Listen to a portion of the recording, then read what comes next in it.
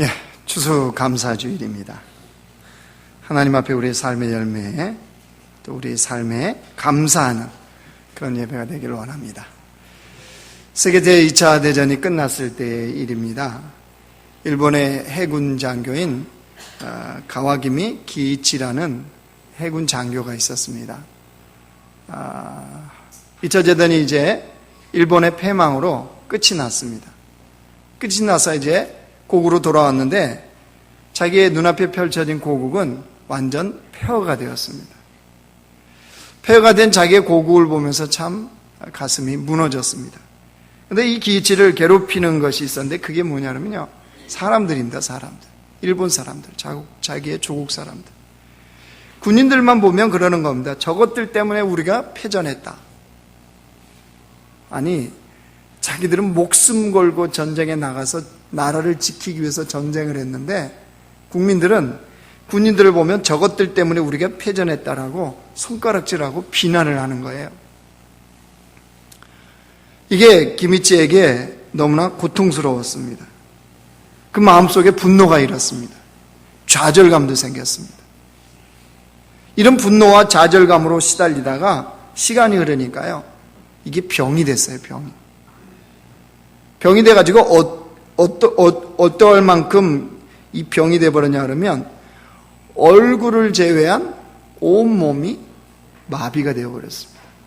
마치 식물인간이 되듯이요. 그런 상태에서 살아가고 있는데 이제 병원에서 검사를 하잖아요. 검사를 하는데 병명이 안 나오는 겁니다.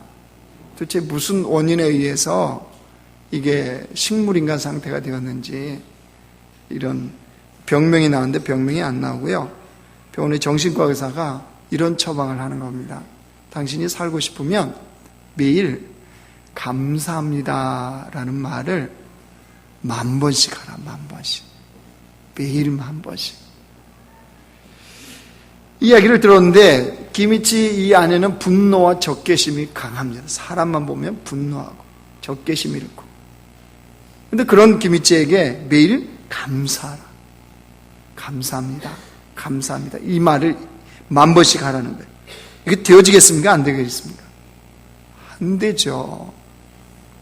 억지로 감사합니다라는 이 말을 하려고 입을 뗐는데요, 이게 안 나오는 거예요. 오히려 그냥 마음속에 분노와 이 적개심만 부글부글 더 끓는 거예요. 근데 자기가 살아야 되잖아요. 살아야 되기 때문에 할 수 없이 감사합니다 라는 말을 시작을 했답니다. 근데 놀라운 거는 시간이 지날수록 감사합니다는 말에 자기의 진심이 실리기 시작하더랍니다. 그게 느껴지기 시작하더라고요. 그러면서 변화되는 게 뭐냐면 자기 속에 있는 분노, 적개심이 조금씩 사라지는 거예요. 그리고 그 사라진 빈자리에 평온이 오는 거예요. 평화가. 그러니까 그럴수록 자기가 변화가 되는 거예요. 누가 제일 먼저 알아요? 주님이 알아요? 주님은 모든 걸 다 알고 계시죠. 아내의 신앙이 엉망인 거 누가 잘 알아요? 예? 제가 알아요? 몰라요. 제가 여러분의 아내를 어떻게 합니까? 남편이 알죠. 남편이 다 알잖아요. 가족들이 아는 거예요. 가족들이. 이 기미치가 변화되는 그 모습을, 기이치가 변화되는 모습을 누가 아냐 그러면 가족들이 아는 거예요. 가족들도 그거를 기쁨으로 받아들이는 겁니다. 그러던 어느 날 이 기이치의 막내 아들이 있는데요, 이 막내 아들이 지금처럼 가을인데 자기 집에 이 감나무를 보니까 감이요 주렁주렁 열렸는데 빨간 홍시가 되어 있는 거예요. 그걸 보는 순간 참 효자예요. 이거 따서 아빠에게 드리면 좋겠다, 이런 마음이 들더랍니다. 그래서 그 기이치의 막내 아들이 감 2개를 땄어요. 빨간 홍시가 된 감 2개를 따서 쟁반에 딱 얹어서 방에 누워있는 아빠에게 이제 들어간 거예요. 방문을 열고 들어가서 아빠에게 이 감 2개를 내밀면서 이렇게 막내 아들이 얘기했습니다. 아빠, 감 드세요. 그런 순간 기이치는 그동안 뭘로 훈련이 됐어요? 벌써 다 잊어버리고 지금 앉아 계십니까? 하루에 뭐를 1만 번씩 한다고요? 감사합니다. 이게 습관이 됐잖아요, 이제. 그러니까 막내 아들이 아빠 감 드세요 라고 쟁반을 내미는 순간 기치가 감사합니다. 그러면서 자기도 모르게 손을 내미는 거예요.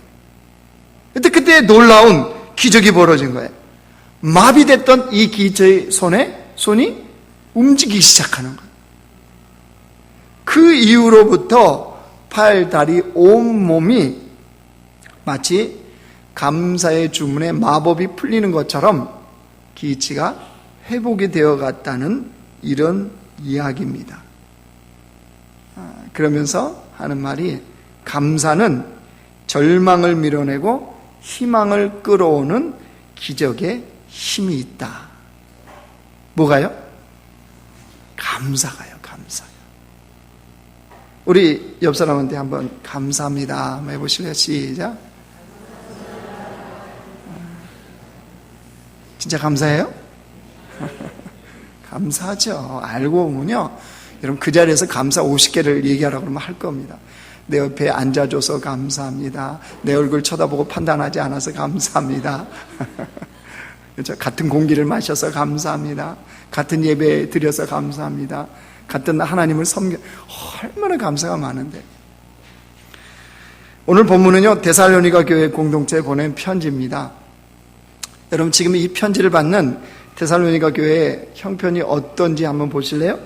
3장으로 한번 가보세요. 3장.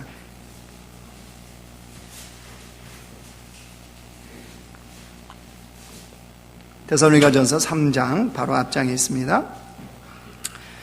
4절 말씀입니다. 4절로 같이 읽습니다. 시작. 우리가 너희와 함께 있을 때 장차 받을 환난을 너희에게 미리 말하였는데 과연 그렇게 된 것을 너희가 아느니라. 데살로니가 교회가 지금 어떤 형편이라고요? 환난을 받고 있는 상태라는 거죠. 데살로니가 교회 현실은 지금 환난과 핍박이 그 안에 있습니다. 그런 데살로니가 교회를 향해서 하나님이 오늘 다시 5장으로 넘어가 보세요. 뭐라고 명령하셨어요? 범사에 뭐하라?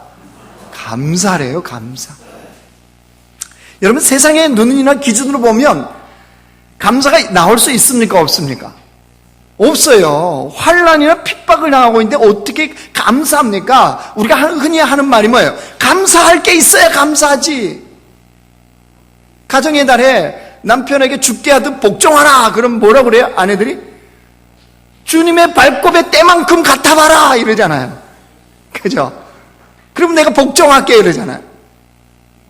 근데 주님은 그렇게 말씀하시는 게 아니라니까요. 지금 세상의 눈이나 기준으로 보면 도저히 감사할 수 없어요. 그런데 주님은 감사래요. 그런데 이 말씀에 여러분 범사에 감사했으면 좋겠다 그러셨죠? 아니죠? 뭐라고 그러셨어요? 감사하라. 이게 뭐예요? 명령이에요, 명령. 선택이 주어지는 게 아니에요, 이것은. 이렇기 때문에 내가 감사하고, 이렇기 때문에 감사 못한다, 이게 아니에요. 그냥 이거는 명령입니다. 범사에 감사하라. 여러분, 그 범사가 뭐예요, 범사? 범사라는 게 뭐예요, 범사? 모든 상황과 현실, 그 환경. 그러니까 우리는 보통 어떤 상황에 감사하죠? 내가 원하는 상황, 긍정의 상황, 기쁨의 상황, 이때만 감사를 하죠. 근데 주님은 뭐라고 그러세요? 그것이 긍정이든 부정이든 너의 삶의 슬픔이든 기쁨이든 모든 상황에 뭐하라? 감사하라. 그래서 예전에 개콘 나왔잖아요. 감사합니다. 감사합니다. 얼마나 사람들이 감사를 안 하면 그런 개그가 다 나오겠어요. 아, 저희 아내가 개그하지 말라고 그랬는데. 여러분, 범사에 감사하라. 모든 상황이나 환경에서 감사하는 것. 이 명령이 여러분 가능할까요? 범사에 감사한다. 아, 내가 지금 일이 안 되어지고 있는데, 일이 안 풀려지고 있는데 감사가 가능할까요? 내 마음이 힘들고 괴로운데 감사가 가능할까요? 여러분, 하나님은 불가능한 것을 말씀하세요, 안 하세요?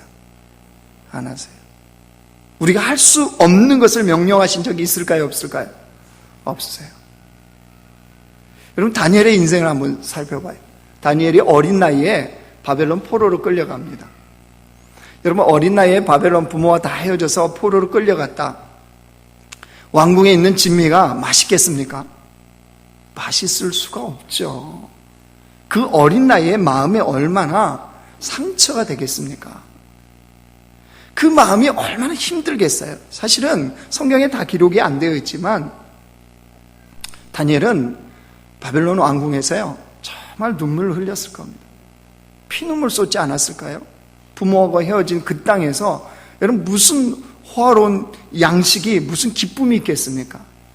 고난과 피눈물의 삶이 다니엘에게 시작됐습니다. 그런데 성경을 보면 다니엘은 일찍 뜻을 정했대요. 믿음 안에서. 믿음으로 살기로 뜻을 정하고 다니엘이 삶을 결단하고 나갑니다. 다 생략하고 다니엘이 우여곡절 끝에 그 바벨론에 이제 총리가 됩니다. 왕권이 바뀌어도 또 역시 총리로 기용이 됩니다. 이런 상황인데 다니엘이 인생의 최대의 위기를 경험하는 게 있습니다. 그게 뭐냐면 다리오 왕 때입니다. 다리오 왕 때 왕이 다니엘을 총애를 합니다. 그래서 총리 중에서도 수석 총리로 딱 세워놔요. 그러자 그 밑에 있는 신하들이 두고 봐요, 못 봐요? 못 보죠. 시기 질투가 나갔고. 그래서 이 다니엘을 어떻게든지 끌어내리자, 쟤를 내쫓자 이러면서 음모를 꾸밉니다. 흠을 잡으려고 하는데 흠 잡을 게 없어요. 도덕적으로나 윤리적으로나 그 어떤 것도 흠 잡을 데가 없는 게 다니엘입니다. 딱 하나 있어요. 얘네들이 올무를 딱 놓으면 걸리겠다는 게 하나 뭐였냐면 신앙의 문제였습니다. 신앙의 문제. 그래서 다니엘이 옴싹달싹 하지 못하도록 이제 신앙의 문제로 모함 속에 빠뜨립니다. 그게 뭐였어요? 30일 동안 다른 신이나 다른 사람에게 기도를 못하도록 하는 거예요. 다니엘이 딱 걸려들게 될 수 있는 이 모함을 던진 겁니다. 자, 이 상황에서 다니엘이 어떤 선택을 했습니까? 다니엘서 6장 10절 우리 같이 읽습니다. 시작. 다니엘이 이 조서에 왕의 도장이 찍힌 것을 알고도 자기 집에 돌아가서는 입방에 올라가 예루살렘으로 향하여 창문을 열고 전에 하던 대로 하루 3번씩 무릎을 꿇고 기도하며 그의 하나님께 감사하였더라. 거기 한번 줄 쳐보십시오. 전에 하던 대로. 늘 일상이었다는 거죠. 다니엘은 뭐가요? 기도하며 거기 줄 쳐보시고 감사였더라 줄 쳐보십시오. 그러면 다니엘의 평상시의 삶이 어떤 삶이었는지를 알게 됩니다. 다니엘의 평상시의 삶은 뭐였다는 거예요? 하나님께 감사하는 삶이었다는 거예요. 감사. 그 전에 하던 대로 일상이 항상 하나님께 감사하는 삶, 감사의 기도를 하는 삶이었다는 거예요. 여러분, 도대체 다니엘은 무엇 때문에 이게 가능했을까요? 다니엘은 무엇을 믿었기 때문에 이 상황에서 지금 여러분 그 조서에 도장이 찍힌 거 다 알았다는 건 뭐예요? 이 상황이 어떻게 펼쳐질 걸 알았다는 거죠. 자기가 기도하면 사자굴에 던져서 사자밥이 될 것도 알았고, 그죠? 이것이 자기를 모함하는 다른 사람들의 올무에 자기가 딱 걸렸다는 것도 알았다는 거예요. 다 알았음에도 불구하고 하나님께 뭐 했대요? 감사. 평상시에 그런 일이 없었을 때에 감사 기도했다 그러면 우리가 이해할 수 있죠. 그런데 지금 자기 앞에 이게 완전 이게 인생이 망가지는 일이 딱 기다리고 있는데 뭐 했다고요? 감사했대요. 감사. 다니엘은 왜 이렇게 했을까요? 도대체 다니엘이 믿는 바가 무엇이었기 때문에 이 일을 했을까요? 다니엘서를 보면요, 다니엘에게 전부는 누구였냐면 하나님이었습니다. 하나님. 왜 다니엘을 세워서 하나님 그 말씀을 하시냐? 그 당시에 모든 사람들이 하나님을 전부로 여기지 않았어요. 하나님에 대한 신앙이 다 그렇게 무너져 버린. 여러분 그렇지 않겠어요? 조국이 무너졌는데 포로로 끌려. 여러분 인생이 다 망했어요. 가족이 뿔뿔이 다 흩어졌어요. 되는 일이 하나도 없어요. 그래도 하나님을 전부로 여기겠습니까? 예, 그게 참 신앙이죠. 그런데 일반 백성들이 어떻게 했다고요? 하나님을 그렇게 안 여겼어요. 근데 누가요? 다니엘이 하나님을 전부로 삼고 그 주님이 자신의 과거도 현재도 미래도 이끌어 가신 하나님이심을 다니엘은 철저하게 믿고 신뢰를 했던 거예요. 다니엘이 믿는 하나님은 어떤 하나님이시냐 그러면요, 변함없는 사랑과 그 신실하심이 전혀 변치 않으시는 하나님.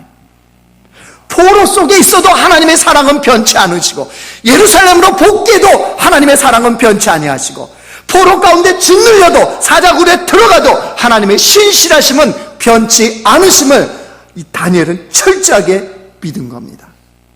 그렇기 때문에요, 다니엘에게는 하나님 앞에 감사하지 못할 상황이 있었을까요? 없었을까요? 없었어요. 감사 못할, 아니 다니엘은 하나님 앞에 감사 못할 현실과 상황이 존재할 수가 없었어요. 범사에 감사하라. 모든 상황이 다니엘은 하나님 앞에 감사할 수 있었단 말이에요. 왜 그렇죠? 다니엘은 하나님이 모든 일상 속에 감사를 꽂아 두셨다는 것을 알았기 때문입니다. 그냥 감사하면 감사할 거리가 여러분, 이 수준이 아니에요. 자, 사자굴에 들어갔습니다. 한번 볼까요? 사자굴에 딱 잡혀 먹어버렸죠? 배부른 사자였죠? 이빨 다 빠진 사자들이었죠? 그 우리 아니란 거 알죠? 다니엘을 꺼낸 다음에 그 모함했던 신하들과 가족을 딱 집어넣었더니 사자가 어떻게 했다고요? 핏방울 하나 남기지 않고 싹 움켜서 먹어버렸어요. 그게 지금 사자굴이에요. 그런데 다니엘이 딱 들어갔는데 먹혔어요, 안 먹혔어요? 털끝 하나 건드리지 못. 우리 천국 가서 물어보기로 했죠? 다니엘과 사자가 그 상황에서 무엇을 하고 있었을까? 밤새도록. 사자는 꼬르륵 요 속에서 배고파 죽으려고 그러는데 다니엘은 편안하게 거기서 잠을 자고 있고. 이게 무슨 상황이에요?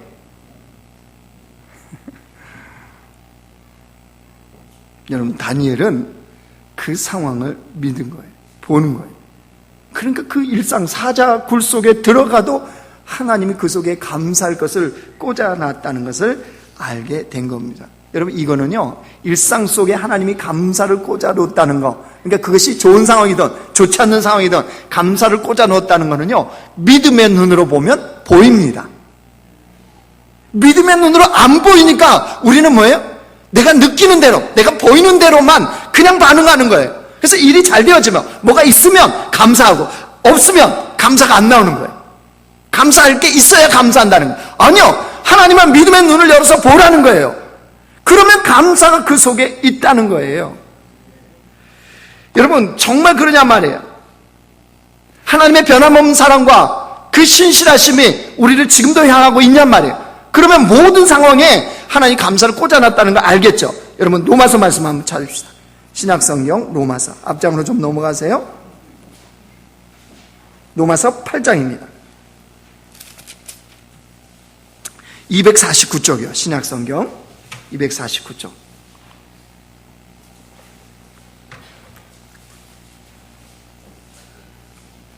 로마서 8장 28절입니다.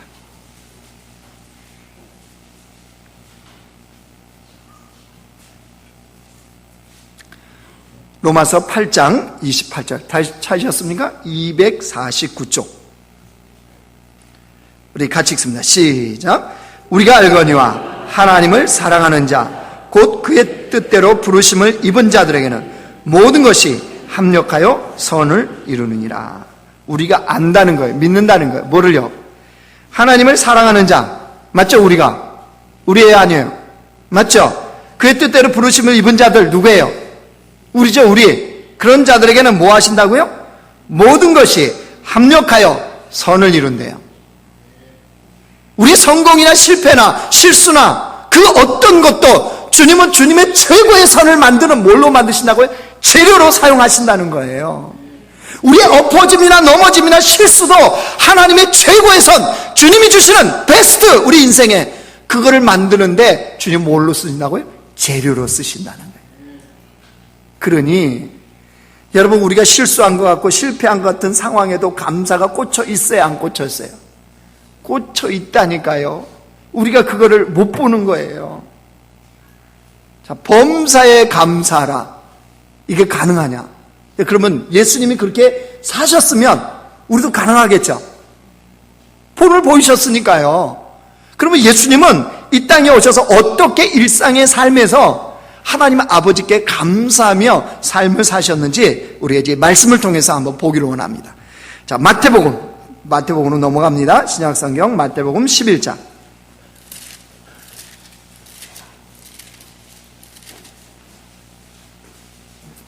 목사님 불편하게 왜 말씀 안 띄우세요? 이러신 분들, 지난주부터 제가 재미 붙였어요. 당분간은 아마 말씀 안 띄울 겁니다. 마태복음 11장, 신약성경 17쪽입니다. 25절, 26절 보십시오. 자, 같이 읽습니다. 시작. 그때 예수께서 대답하여 이르시되 천지의 주제이신 아버지여, 이것을 지혜롭고 슬기 있는 자들에게는 숨기시고 어린 아이들에게는 나타내심을 감사하나이다. 옳소이다. 이렇게 된 것이 아버지의 뜻이니이다. 여러분, 이 본문 내용은 뭐냐 그러면요, 예수님이 복음을 전했습니다. 마을에 들어가서. 근데 그 마을이 복음을 받아들여요? 아니요, 안 받아들여요. 예수님을 영접하지도 아니요, 그게 그치지 않아요. 아예 예수님을 배척을 합니다. 그러면 여러분, 그냥 따져보면 예수님의 사역은 지금 성공에 실패해요. 실패죠, 실패. 실패한 것 같은 그 상황에도 예수님은 아버지 하나님께 뭐 했대요? 감사했다고요. 감사의 기도를 지금 나타내잖아요. 나타내심을 감사하다. 이 일을 통해서 하나님이 어린아이와 같은 자들, 그런 천국을 소유할 수 있는 그런 자들에게만 이 복음이, 그 말씀이 드러나게 하심을 감사합니다. 그 상황에서도 예수님은 하나님께서 꽂아주신 감사가 무엇이었는지를 발견하고 지금 감사 기도를 하잖아요. 여러분, 그걸로 그치지 않아요. 또 보실래요? 요한복음으로 넘어가십시오. 요한복음 11장. 오늘 피곤해서 예배 시간에 좀 졸라고 그랬더니 전혀 계획대로 안 되고 있죠, 지금. 165쪽입니다. 신약성경 165쪽. 요한복음 11장 41절입니다. 요한복음 11장 41절 시작. 돌을 옮겨 놓으니 예수께서 눈을 들어 우러러보시고 이르시되 아버지여, 내 말을 들으신 것을 감사하나이다. 요한복음 11장이 뭐 어떤 내용인지 아시죠? 예수님께서 사랑하던 나사로가 지금 죽었어요. 그리고 무덤에서 지금 썩고 있습니다. 그 나사로를 예수님은 굉장히 사랑하셨기 때문에 나사로의 죽음에 대해서 뭐 하셨다고 그랬어요?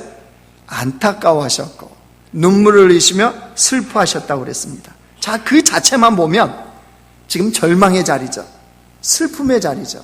그런데 예수님은 뭐라고 그러셨어요? 아버지 하나님께 감사나이다 그랬습니다. 감사했다는 거예요. 여러분, 하나님께서 그 나사로의 죽음 속에도 뭘 꽂아두셨다고요? 감사를 꽂아두신 것을 누가 한 거예요? 예수님은 아셨어요. 그래서 주님은 나사로를 어떻게 하세요? 그 43절 가보세요. 이 말씀을 하시고 큰 소리로 뭐야? 나사로야 나오라 부르시니 죽은 자가 수족을 배로 동인 채로 나오는데 그 얼굴은 수건에 쌓였더라. 예수께서 이르시되 풀어 놓아 다니게 하라 하시니라. 어떤 주님이요? 죽은 자도 살리시는 생명의 주님. 나사로의 죽음 속에 그것을 꽂아두셨기 때문에 주님은 그걸 아시고 아버지 하나님께 뭐 했대요? 감사한 거예요. 우리 일상에 감사가 꽂아져 있다 없다? 있는 거예요. 그게 그치지 않아요. 더 볼까요? 더 극한 상황을 볼까요? 누가복음 22장 가보세요. 자, 같이 읽습니다. 시작. 이에 잔을 받으사 감사기도 하시고 이르시되 이것을 갖다가 너희끼리 나누라. 그 다음에 19절 가보세요. 19절 시작. 또 떡을 가져 감사기도 하시고 떼어 그들에게 주시며 이르시되 이것은 너희를 위하여 주는 내 몸이라. 너희가 이를 행하여 나를 기념하라 하시고. 이게 지금 예수님이 제자들과 함께 최후의 만찬을 하는 거예요. 여러분, 이것이 끝나면 이제 무슨 일이 벌어집니까? 십자가 사건이 나오죠. 여러분, 성만찬이 끝나고 불과 15시간 후면 예수님 십자가에서 고난을 받으시고 십자가에서 죽는 그 사건이 벌어집니다. 이 만찬을 할 때 예수님의 마음이 어떠셨을까요? 십자가 지금 기다리고 있다니까요. 그런데 그 상황에도 예수님은 뭐 하셨대요? 감사했대요. 예수님이 우리에게 뭘 보여주십니까? 예수님은 삶의 모든 것을 감사로 연결하셨습니다. 삶의 모든 상황을 감사로 연결하셨어요. 왜요? 그 변함없는 사랑과 그 신실하심으로 예수님을 이끌어 가시는 하나님 아버지를 믿었기 때문입니다. 그 주님께서 모든 일상에 감사할 것을 꽂아두셨다는 사실을 주님은 아셨기 때문에 어떤 상황에서도 하나님 앞에 감사했으며, 그 감사는 여지없이 예수님이 어떤 분이신지를 이 땅에 드러내는 기적으로 나타났고, 아버지 하나님께서 동행하시는 놀라움을 백성들에게 보이시기에 충분하셨다는 사실입니다. 여러분, 우리는 다를까요? 우리도 동일하죠. 우리도 다를 게 없어요. 하나님 우리를 변함없이 사랑하십니까? 안 사랑하십니까? 사랑하세요. 내 믿음이 좋을 때에만 주님은 날 사랑하실까요? 아닙니다. 믿음이 바닥으로 떨어져 있는 그 상황에도 주님은 변함없이 사랑하십니다. 십자가를 통해서 우리를 사랑하시는 그 사랑은요, 변함이 없습니다. 내 형편이 어떠하든 간에 변함없이 우리를 사랑하십니다. 여러분, 하나님의 신실하심이 변화가 될까요? 세상이 기독교를 향해서 돌을 던진다고 여러분 하나님의 신실하심이 변화될까요? 세월이 흐른다고 여러분 기독교인들이 어떻다고 여러분 그렇다고 하나님의 신실하심이 손상이 될까요? 아니요, 전혀. 근데 그 변함없는 하나님의 사랑과 그 신실하심이 누구를 향하고 있다고요? 바로 우리 자신을 향하고 있다는 사실 아십니까? 여러분, 그 하나님의 변함없는 사랑, 그 변함없는 신실하심을 가지고 나의 과거, 나의 현재, 나의 미래를 바라보면 하나님이 이끄시지 않는 그 시간, 그 단 1분도 단 1초도 없다는 사실을 우리는 철저하게 알게 되어집니다. 그걸 깨달으면요, 하나님 앞에 감사하지 않을 수가 없어요. 아니, 일상을요 이제 감사거리를 찾기 시작합니다. 그래서 세상이 뭐라 그래요? 너는 어쩌면 그 상황에서도 감사가 나오니? 그 상황에서도 웃음이 나오니? 그 상황에서도 평안함이 있니? 라고 세상은 묻는 거예요. 누구에게요? 예수 믿는 그 사람에게. 이런 말씀을 정리하겠습니다. 우리가 믿는 하나님은 어제나 오늘이나 영원토록 신실하십니다. 우리를 변함없이 그 신실하심으로 사랑하십니다. 여러분, 이것을 믿는다면 우리 일상에 꽂아두신 하나님의 감사를 찾는 자들이 됩시다. 그냥 지금 만난 그 사건, 그 어려움, 거기에 하나님이 꽂아주신 감사를 볼 수 있어야 돼요. 이걸 못 보고 지나가면 끝이에요. 나중에 아니라 바로 그 자리예요. 그게 믿음이에요. 그게 하나님을 신실하게 믿는 주의 백성의 모습이에요. 지난 다음에 누가 모릅니까? 지난 다음이 아니라, 그 문제가 해결된 다음이 아니라, 그 문제 속에서, 그 어려움 속에서 하나님께서 나를 향한 감사를 꽂아두신 것을 볼 수 있는 백성들이 되어야 됩니다. 그래서 여러분, 우리 삶이요 감사로 물들기를 원합니다. 고난이 있을 때도 감사하고 슬픔이 있을 때도 그 속에 감사를 볼 수 있는 자들이 됩시다. 왜죠? 우리는 믿기 때문입니다. 하나님은 모든 것을 합력하여 선을 이루느니라. 여러분, 이 주님을 믿기 때문에 우리는 어떤 상황에서도 감사가 가능합니다. 범사에 감사하라. 실천 가능하다고 불가능하다고요? 가능합니다. 항상 기뻐하라. 가능합니까? 불가능합니까? 가능합니다. 하나님의 변함없는 사랑과 신실하심을 믿으면요 항상 기뻐할 수 있습니다. 그 하나님과 쉬지 말고 기도하라. 쉬지 말고 기도하라는 건 뭐였어요? 교제예요. 교제. 하나님과 교제하는 거. 여러분, 그렇게 좋은 하나님을 어떻게 교제를 안 합니까? 안 하는 게 바보 멍텅구리들이죠. 기도 없이 살 수 있어요? 이거는 완전 재앙이에요. 재앙. 주님 만나는 게 힘들어요? 안 힘들어요? 뭐가 힘듭니까? 그 좋으신 주님을. 그러니까 여러분, 이런 말이 있으면 짜증나는 거예요. 당연한 걸 왜 말씀하냐 말이에요. 아니, 너무나 항상 기뻐하는 거 당연해요? 안 당연해요? 여러분의 얼굴을 보니까 당연하지가 않아요, 지금. 여러분의 얼굴은 십자가밖에 없어요. 부활이 없어요, 지금. 범사에 감사하라. 여러분, 이것이 우리를 향하신 주님의 뜻입니다. 이 삶을 실천하고 나가는 주님의 백성들 되시길 주의 이름으로 축원합니다. 하나님 아버지, 우리 영적인 눈을 열어 주옵소서. 그래서 하나님께서 우리 일상에 꽂아두신 그 감사를 발견하는 자들 되게 하옵소서. 우리의 가정에, 우리의 일터에, 우리 교회에, 이 세상에 하나님은 우리의 삶에 변함없이 사랑하시고 그 신실하심으로 우리에게 다가오셔서 우리의 삶에 꽂아두신 감사를 보고 주님 앞에 진정으로 감사할 수 있는 하나님의 백성들 되게 하여 주시옵소서. 감사하면 감사를 주기 때문에 감사한 것이 아니고 이미 하나님이 감사할 수 있도록 우리 일상에 그 감사를 주셨기 때문에 감사할 수 있는 믿음의 백성들 되게 하여 주옵소서. 하나님, 그래서 우리의 삶이 온통 감사로 물드는 백성들 되기를 원합니다. 아버지 하나님, 만나는 사람마다 감사할 수 있게 하옵소서. 특별히 가족들에게 감사할 수 있게 하여 주옵소서. 그래서 우리의 입술과 생각과 온 우리의 영혼이 하나님 앞에 감사하는 믿음의 삶이 되게 하여 주옵소서. 예수님의 이름으로 기도드리옵나이다. 아멘.